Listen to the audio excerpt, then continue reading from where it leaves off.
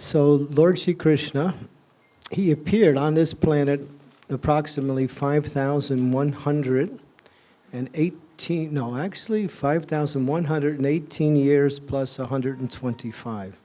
So Kali Yuga, the age of Kali, began 5,118 years ago, exactly. And Krishna appeared on this planet and stayed for 125 years. Why does the Lord come to this material world? What purpose does he have here? Everything is there in the spiritual world, but he makes himself, what we say, available for his devotees. So to push them closer to the goal of life. Therefore, out of compassion he comes. He comes out of compassion, that's all. He's merciful. If you know a person who is wealthy, if you know a person who is famous, and if you know a person who has very, what we say, a lot of opulences in their life, but they're not kind, and they're not very caring for others, who cares? Krishna has all these qualities, but at the same time he's very kind. He's very kind. And that's why the devotees are attracted to Krishna. His beauty, of course, his strength, his opulences, his fame, his knowledge, and his renunciation. But all that is decorated with his mercy. And his mercy is actually himself. So in order to show mercy to us, the conditioned souls in this material world, he comes. Yada yada hi dharmas yad glanir bhavati bharatam abhutanam adatmanham sadatmeham srijamiyaham pravitranayam sadhunam vinasanaya chaduskritam dharma samstarpanatayam sambhavami yuge yuge. Now Krishna states in the Bhagavad Gita, the seventh and eighth verse of the 4th chapter, his reasons for coming.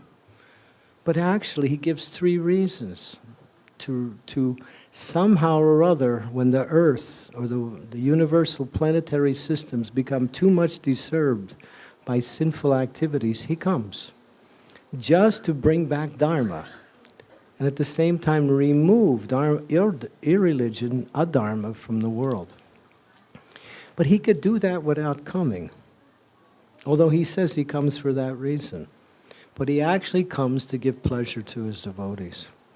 That's the real, only he can do that. No incarnation or anyone else can provide that, what we say, element of Krishna except his personal presence. And when he comes, he leaves behind true religious principles and a way to keep connected with him through the process of devotional service. So there's a beautiful set of prayers, which I'll read, which I think are really very fundamental to this appearance of the Lord. Because many, many philosophers, scholars, academicians, and spiritualists speculate, why does the Lord come? And here, one of the greatest of all devotees who is mentioned in the Srimad Bhagavatam is Queen Kunti. She's Krishna's aunt. She has a personal loving relationship with Krishna in a superior position as a mother, an auntie, in other words, in paternal affection. Now she's praying to the Lord, and she says, O soul of the universe, that you work though you're inactive, and you take birth, although you are the vital force in the unborn. You yourself descend amongst animals, men, sages, aquatic. Verily, this is very bewildering. So although she's so close to Krishna, she can't understand. My dear Krishna, Mother Yasoda took up a rope to bind you when you committed an offense, and your perturbed eyes overflooded with tears, which washed away the mascara from your eyes. And you were afraid, though fear personified is afraid of you. This sight is bewildering to me. She's the Supreme Personality of Godhead appears in his different manifestations to accept loving relationships from his pure devotees, who also descend with him to give him pleasure in his activities. And he acts like a little child. He steals butter, he causes mischief. I mean, when kids do that, they're considered to be naughty. But when Krishna does that, everybody becomes happy. They actually enjoy when Krishna steals butter. But can Krishna steal anything? Can God steal anything? Everything belongs to him anyway. We're the ones that are thieves. We take more than we need, and that's why we suffer. But Krishna, everything belongs to him. So he could steal the whole universe, and it's actually, he's just bringing everything back to where it belongs. That's Krishna. So this sight is bewildering. And then she goes on. Some say that the unborn, referring to him, is born for the glorification of the pious kings. And others say he is born to please King Yadu, one of your dearest devotees. You appear in his family as sandalwood appears in the Malayan hills. So now she goes on to say, you are considered to take birth. We talk about Janmastami, right? Janma means what? Birth. But can God take birth? He appears, but we call it a birth. He has a mother and a father, although he is not, he is the source of all mothers and fathers. Just like you see the sun on the horizon, and the sun will set, and then after some time again it will rise. So the rising and the setting of the sun, we describe the sun in that way. But does the sun rise and the sun set? No. The sun doesn't go anywhere. It simply continues in its orbit. And what are we seeing? We're seeing the rising and the setting because that's our perspective. So unless one understands the nature of God, one will think, oh, yeah, he took birth just like us. He had a mother, he had a father, he did so many things. We maybe a little bit better than us. But actually, his activities are called divyam. Janma karma chime divyam. Divyam means transcendental. And Krishna gives an interesting statement. He says, one who knows the nature, he uses the word nature, of my appearance in this world and my activities which come with that appearance. Because you have reached perfection, you do not come back to this material world. You attain to your spiritual perfectional destination. Simply by knowing that. This is why this Janmastami celebration, Janmastami festival, is so, so important. Because to hear about Krishna, to glorify Krishna, to worship Krishna, to appreciate others who are doing the same, you get so much spiritual blessings. And those blessings turn into awareness of the nature of God. And the more we know about God, the more we're attracted to God. And the more we're attracted to God, the more we can become free from the sufferings of this material world. So Krishna's mercy manifests in that way, just to bring us free from suffering and to bring us closer to his lotus feet. Queen Kunti goes on. She's not satisfied in glorifying the Lord simply in one way. She says, others say that since both Vasudeva and Devaki prayed for you, you have taken your birth as their son. Undoubtedly, you are unborn, yet you take birth for their welfare and to kill those who are envious of the demigods. Now she's glorifying how Krishna loves his devotees so much. Devotees perform so many austerities. Why? Just to get Krishna as his son. Vasudeva and Devaki were Krishna's mother and father for 3 births, 3 appearances of the Lord. The first time they were Sutapa and, what was his name? Prishni and Sutapa, and they had a son called Prishnigarbha, who was a Vishnu manifestation of the Lord. In the second manifestation, they were Kashyapa and Aditi, and they had Vamanadev, the little dwarf Brahmin, Upendra, as their son. And now, because of their austerities, the Lord again wanted to satisfy them, so he appears as their mother and father, Devaki and Vasudeva. So that's Krishna's mercy. He's always thinking how to serve his devotees, and his devotees are always thinking how to serve him.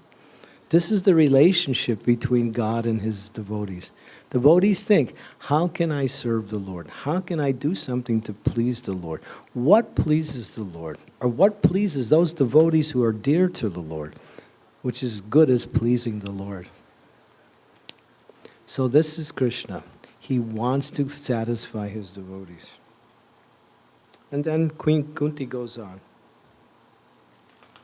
Others say that the world, being overburdened like a boat at sea, is much aggrieved. And he didn't like the leaders of the earth, who are all Kshatriya kings. They were ruling without qualifications. They were proud. They were envious. And they were vicious. So Parasaram, with his axe, killed 21 generations of Kshatriya kings. And now there was no rule on the earth. What to do? And so the saintly persons got together along with the remaining ruling authorities and said, what are we going to do? There's no kings to rule the different areas of the world. Let's make a plan. So they made a very interesting plan. This is from Mahabharata. And what was that plan? They decided to unite all the princesses who were born from Kshatriya kings with the saints, to bring union between Kshatriyas and Brahmins and create a new class of Kshatriya rulers who will be called Rajarsis, or what they call Rajarishis, or kings that are endowed with spiritual acumen, spiritual power, spiritual knowledge. And so that happened successfully. It was a very difficult experiment. The sages had to make a sacrifice, and they did, in order to bring about saintly rule. And the world, again, was flourishing under such rule. But then what happened? The demons decided to attack the demigods in the higher planets. And there was a big battle. And this happens. Some people think, oh, we just go to heavenly planets. It's so nice up there. You live long, and you have, the women are very beautiful, the men are very qualified, and you have long life, and you don't get sick so much. And everything is, when we say materially, very nice. That's heaven. But the problem is the demons attack every once in a while. So there goes your peace. No peace. So the demons attacked the heavenly planets. And they decided to make Earth their base to fight the demigods. So they decided to take birth in all species of life on the earth. That's why you see when Kamsa was there were so many demons in various types of, we had Aghasura, he was a snake. We had Aristasura in the form of a bull. We had Bakasura in the form of a duck. What else did we have? All kinds of, Vatsasura, he was also a duck, a calf, yeah, Vatsasura. So these demons took birth in every type of species, including the humans. And then again, the whole earth became what we say adharma. And that's where Krishna comes. Because it says in the Krishna book, or it says in Srimad Bhagavatam, that when the world was overburdened, the Lord appeared. And that was the prelude, what's the word? Prelude, okay, we got it. Prelude to Krishna's appearance. And so we see today, can we say the world is a little bit overburdened with sinful activities? I think it's a fair, what we say, evaluation. And so, Queen Kunti goes on, and she says, and yet others say you have appeared to rejuvenate devotional service of hearing, remembering, worshiping, and so on, in order that the conditioned souls suffering from material pangs may take advantage and gain liberation. So as she's going on, she's mentioning the different reasons. She culminates with this, that the Lord actually comes to bring about devotional service to himself. And he has come again. He came 5,000 years ago as his appearance of Krishna in the house of Nanda Maharaj. Nandakaya Nandavarya. Nandakaya Nandavarya. Come on, you can do better than that. Anandakaya Nandavarya. Hati Palaka Palaki. Hati Palak. Hati Gouda Palaki.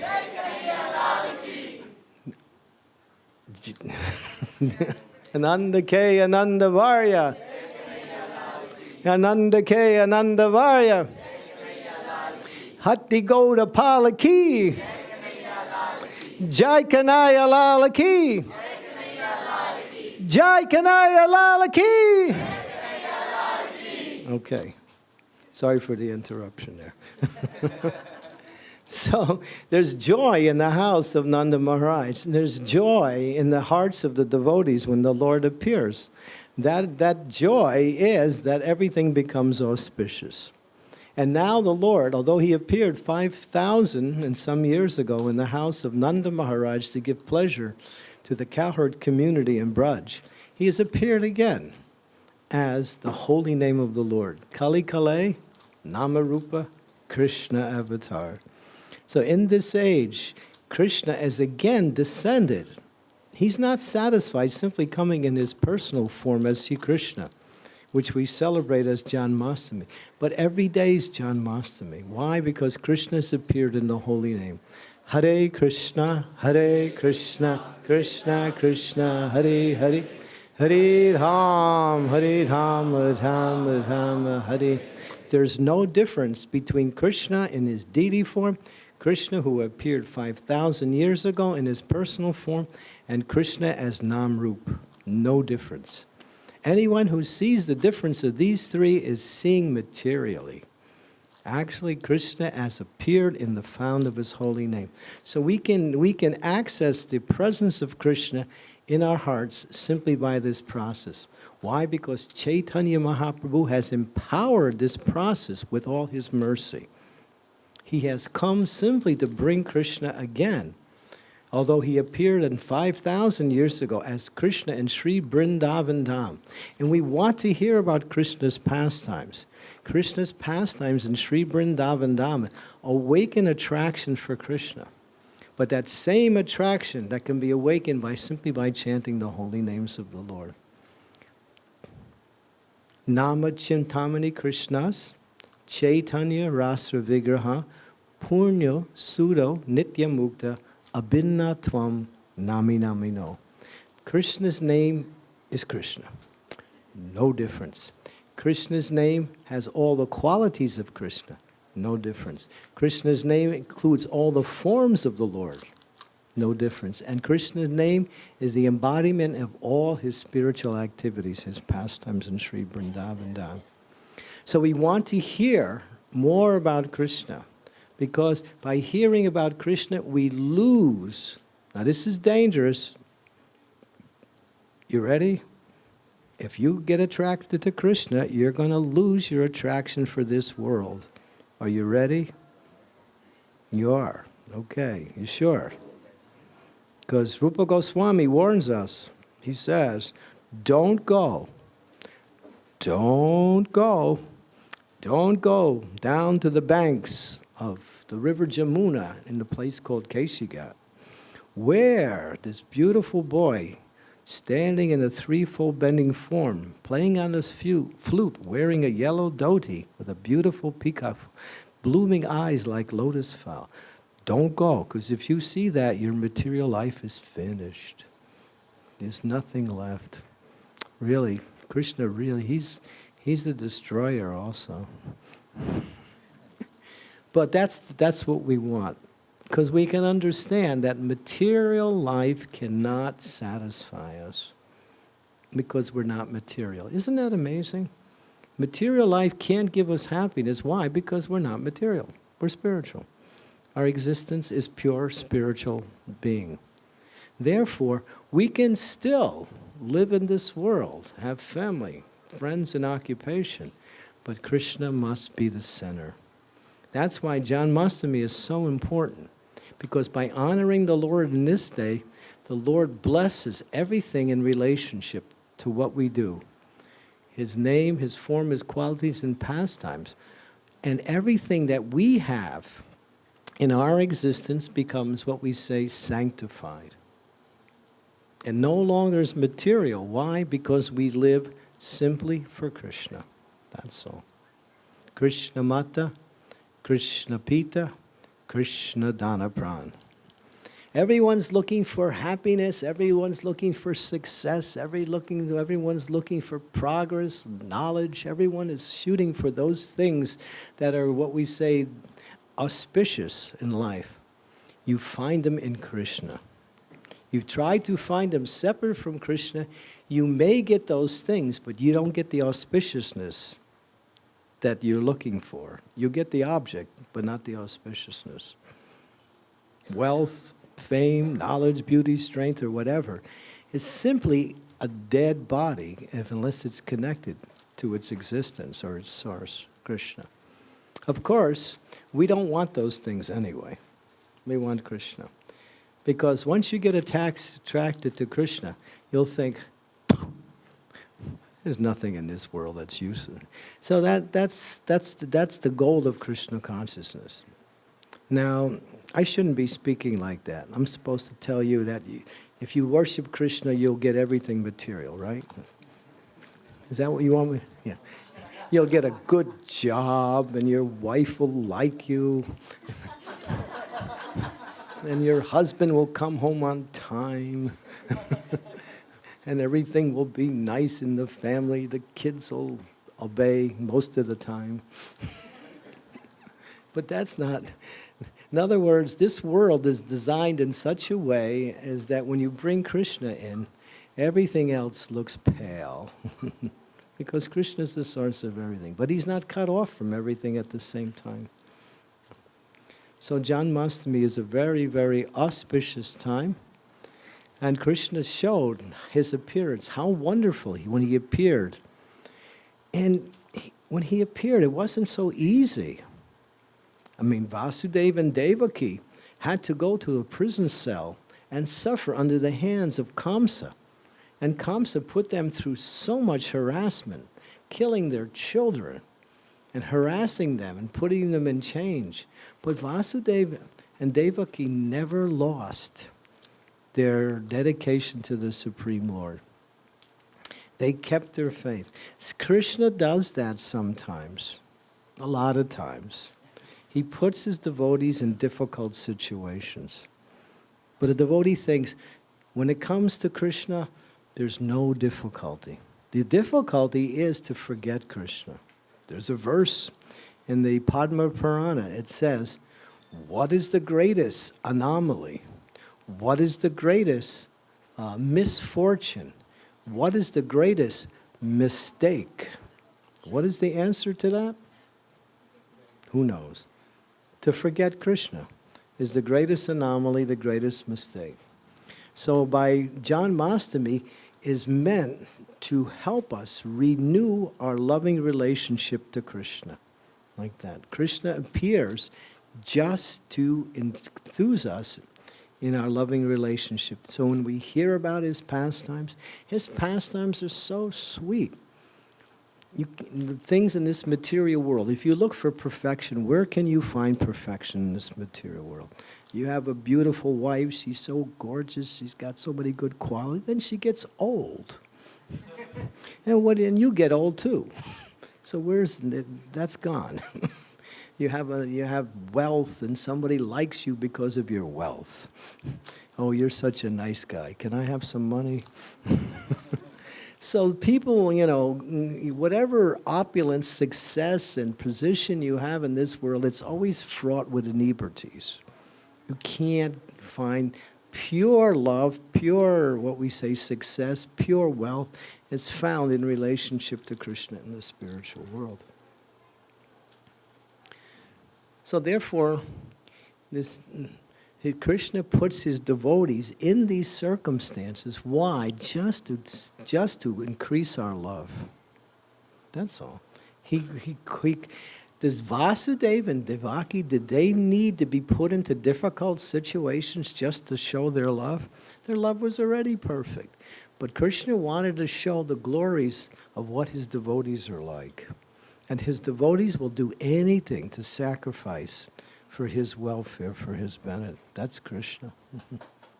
That's Krishna. And the devotee thinks, oh, if Krishna can give me some difficulty, that's nice. Do we ever pray for difficulty? No. Does it come? Yes. Usually, it does come, right? Just living in. So when we get into difficulty, what do we think? We dial 911, right? No, we think of Krishna. We take shelter of Krishna. We remember Krishna. We pray to Krishna. So the Krishna helps us to remember him by giving us difficulty. That's his mercy. If you want to be free from all difficulties, there's a secret. Don't forget Krishna. As soon as you forget Krishna, you open yourself up to difficulties. Why? Because then he reminds you, oh, this is what you're not looking for. Don't forget me.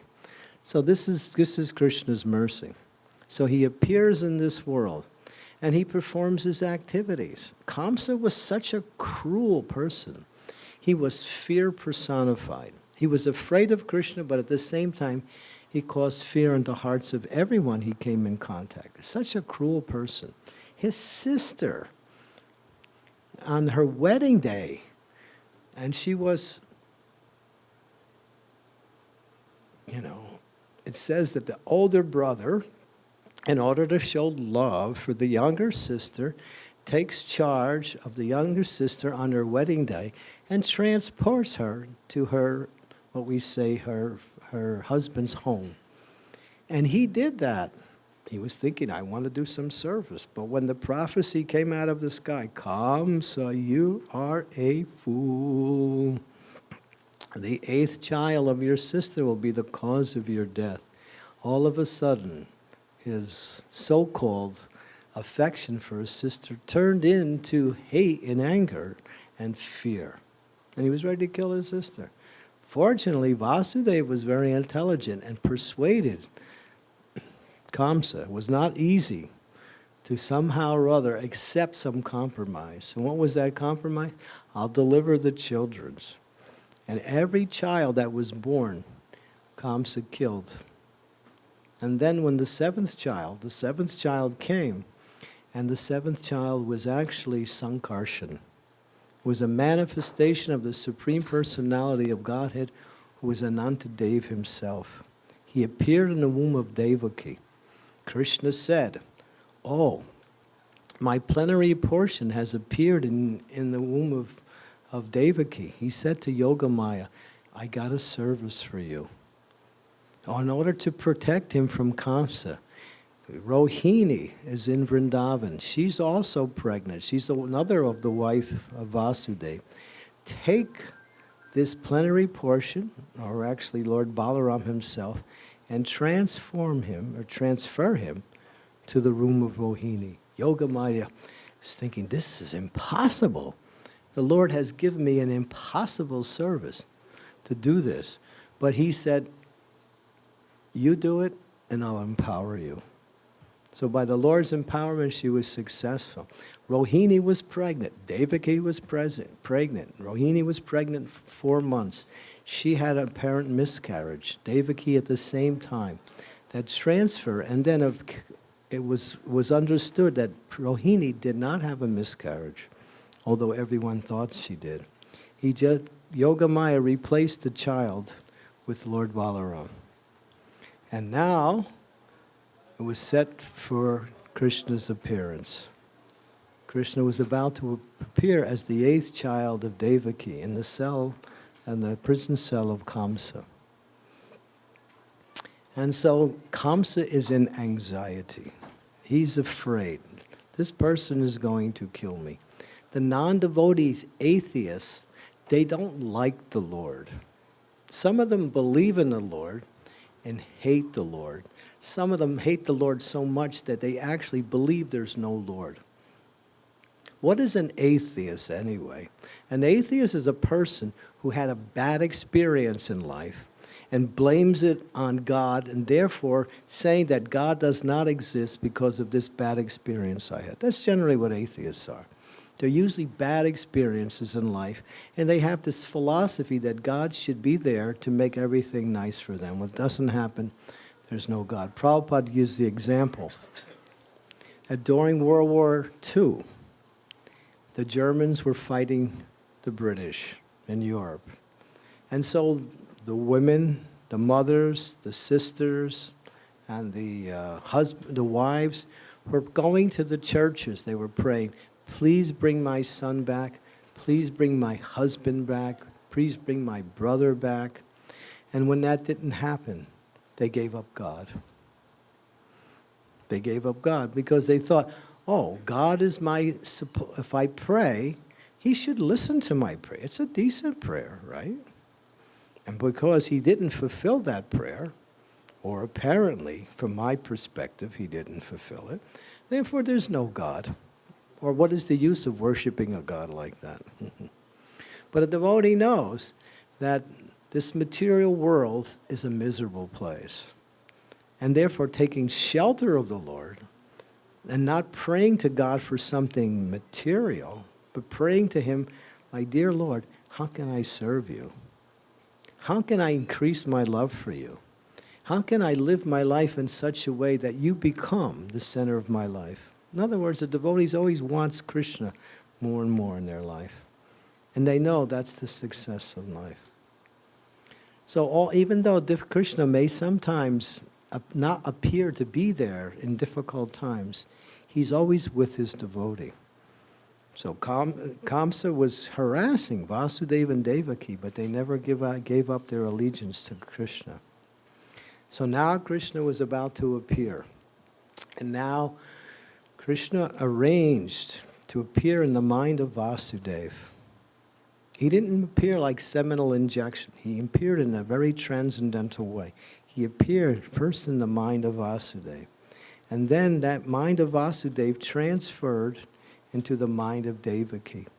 And from Devaki's mind, Krishna went into her womb. She was effulgent. The entire jail cell was lit up simply by her presence. She looked so beautiful, carrying the Supreme Personality of Godhead. And everybody was in anxiety, especially Kamsa. But she was so peaceful because Krishna was with her. And now he's waiting. He's telling his guards, okay, let me know when this happens. He says, now the cause of my death has appeared. And so, Krishna was born. He was born in midnight, right on the dot. And if you want to know the day, it was Wednesday, just in case you don't know.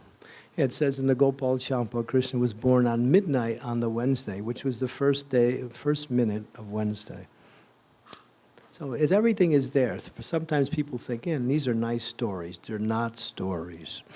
They're factual, historical accounts of the actual activities of the Lord.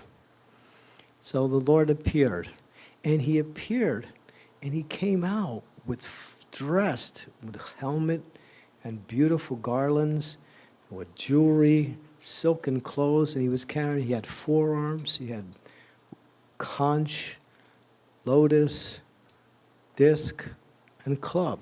He was in his Vishnu form. Vasudeva saw the Lord, and he was amazed. He started praying, offering beautiful prayers to the Lord. His heart was so happy. The Lord appeared as his own son. Can you imagine having your son as the Lord? The Lord as your son? You wouldn't have to chastise him, though. It would be pretty hard to chastise God. Because, of course, if he does appear in that manifestation, he'll hide himself.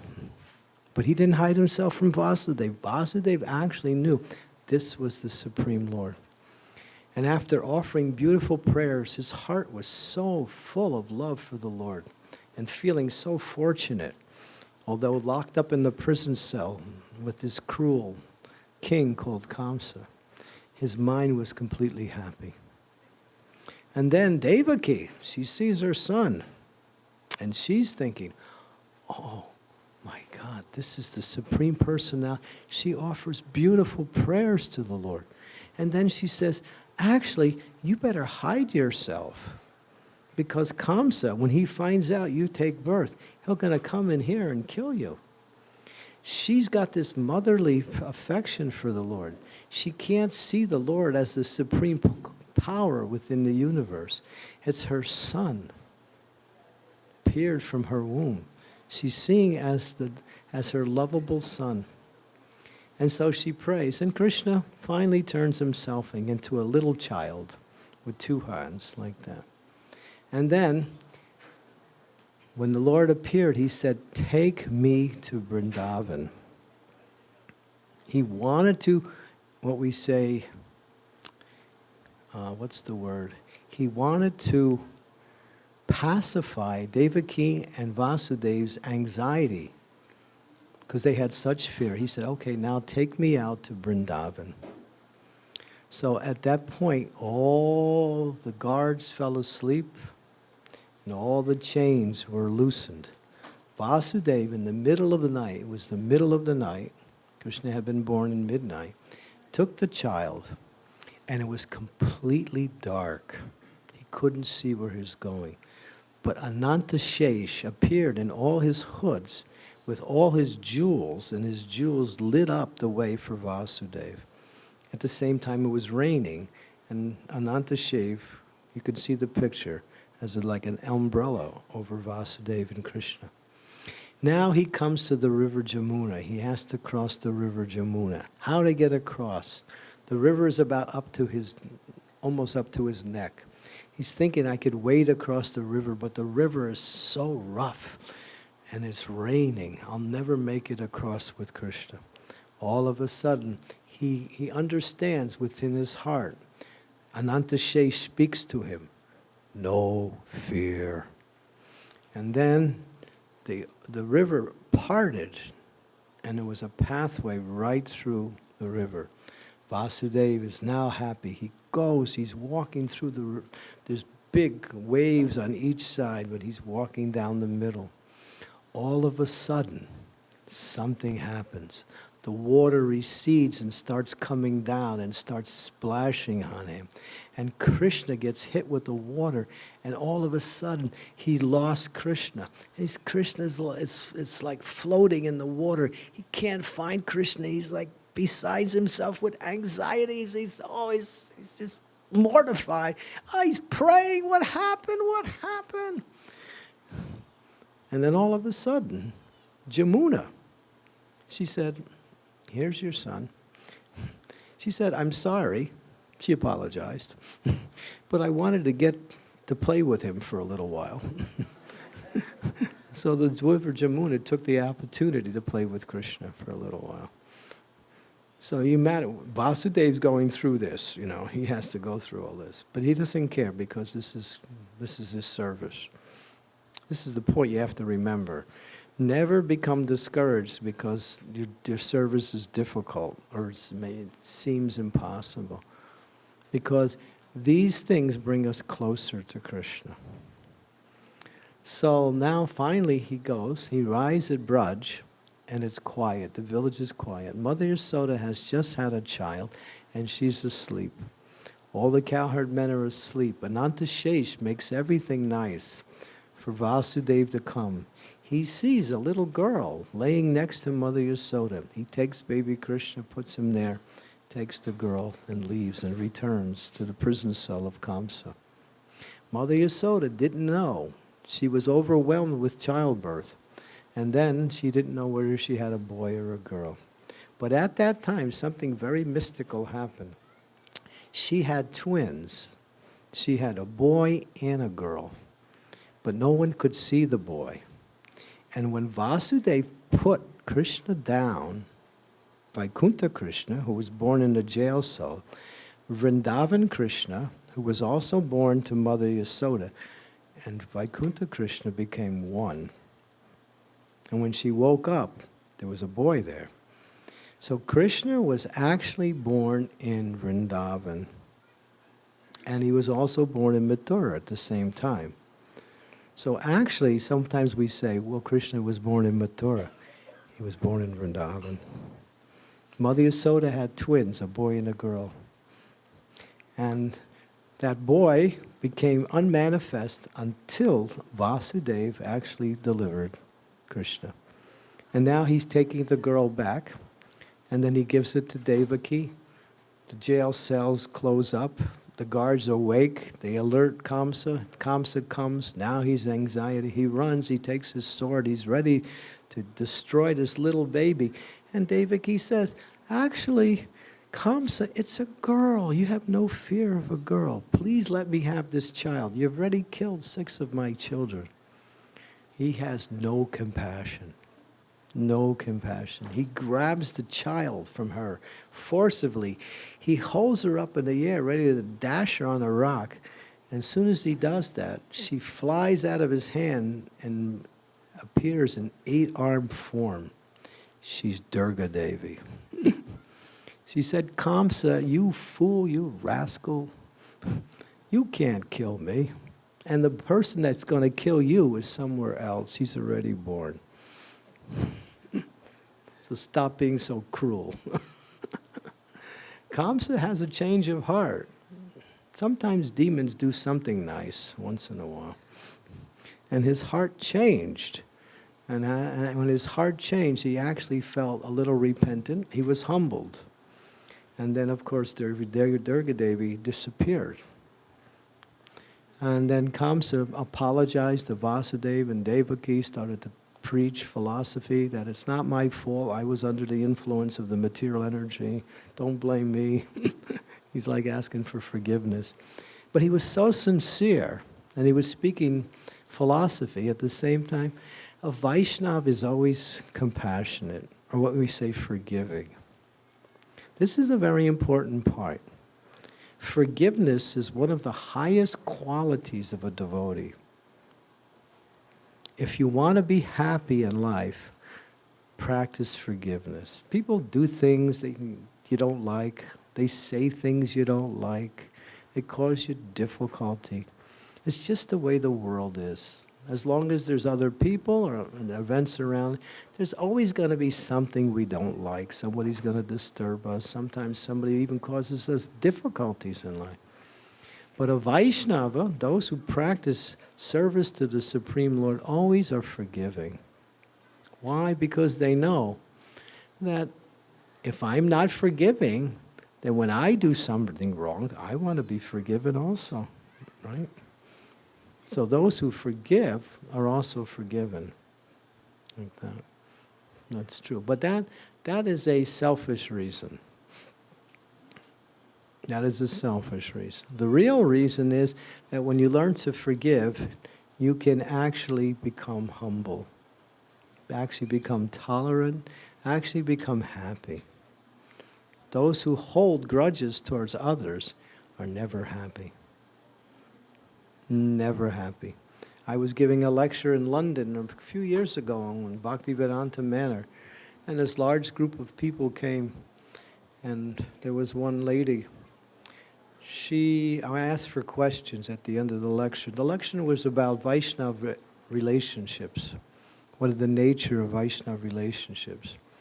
So she held her question after the class. She came up to me. She said, Maharaj, I got to speak to you. I said, what is it? She said, well, I have this problem. This one person, she did something really bad to me, and I can't forgive her. So my first question was, how long ago did that happen? She said, 25 years ago. I said, you're still holding it? She says, I don't know what to do. I said, you better let it go.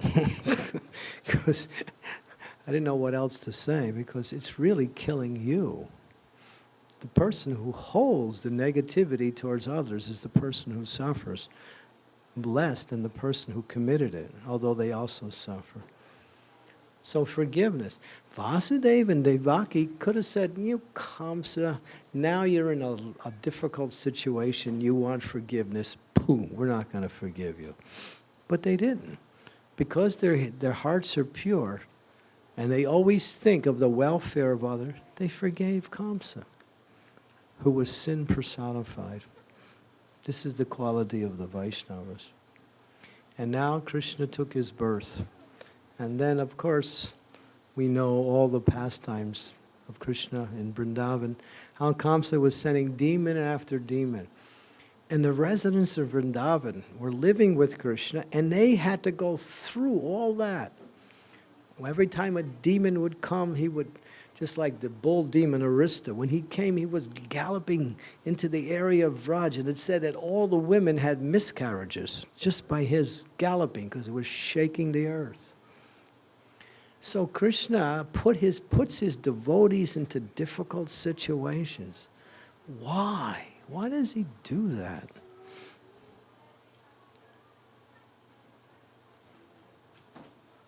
He's vengeful? He likes to see his devotees suffer? No. He wants to glorify his devotees because he knows their devotion doesn't waver in the face of difficulties. And at the same time, if there's a little material attachment left, these difficulties bring them closer to Krishna. So he's he's destroying our material attachment at the same time. He's glorifying his devotees. Krishna likes to glorify his devotees. Krishna does everything, but he gives his credit to the devotees. Krishna wants his temple repaired. He appears in the dream of the pujari or the temple president, says, fix my temple, do something. That person does it, and he gets the credit. Krishna doesn't ask for any credit. He empowers his devotees to do things on his own will, and the devotees get the credit, and he glorifies the devotees.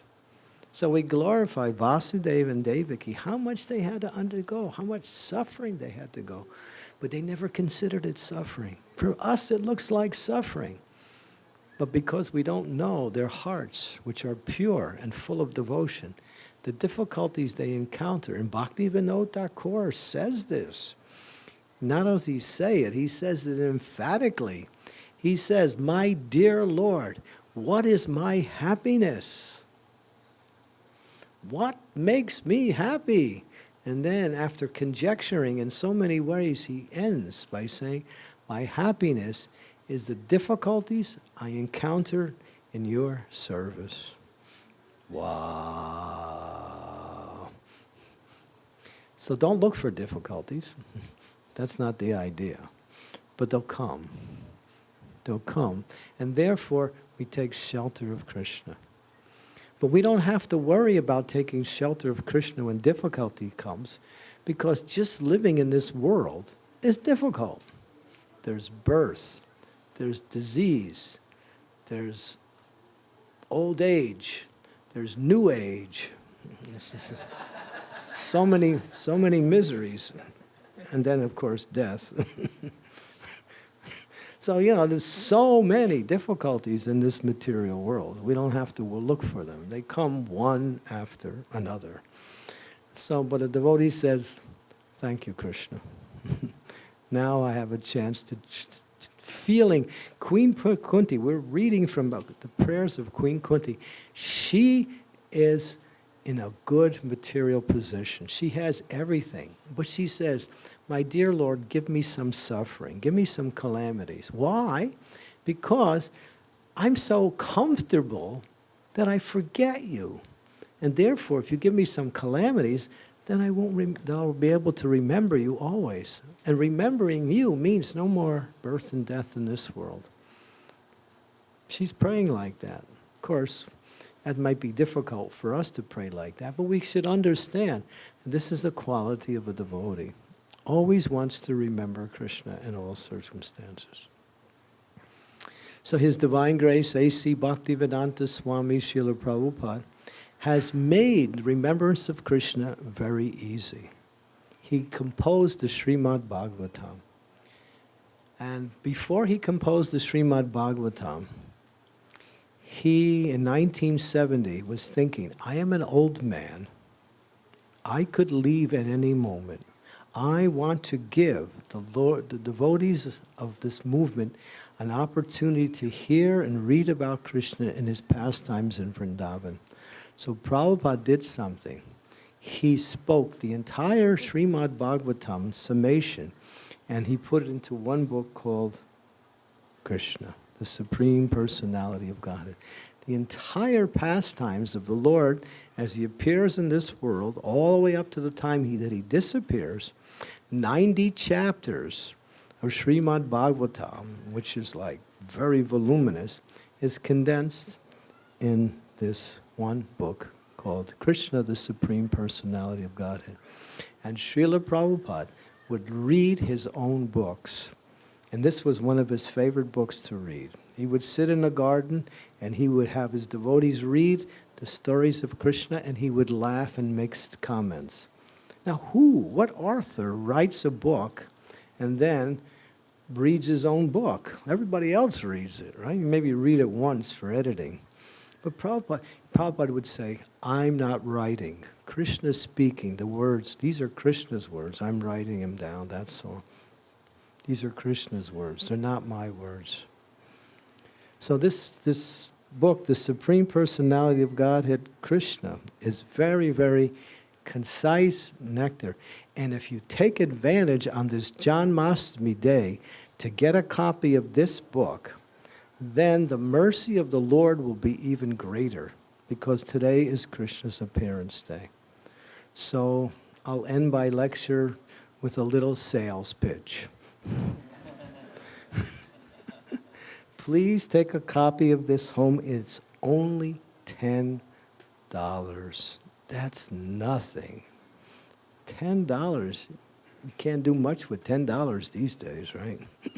So we have at least 10 copies here, and of course there's more copies.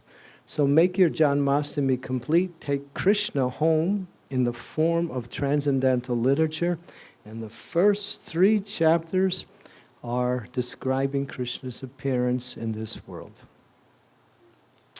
Thank you very much. Shri Krishna Chaitanya Mahaprabhu ki, Shri Krishna Janmastami ki, Gaur Premanandi Hari Haribo. And if you want a copy, let's see, where's my, okay, there's Shiv. So give him your $10 and he'll turn it in, he's honest.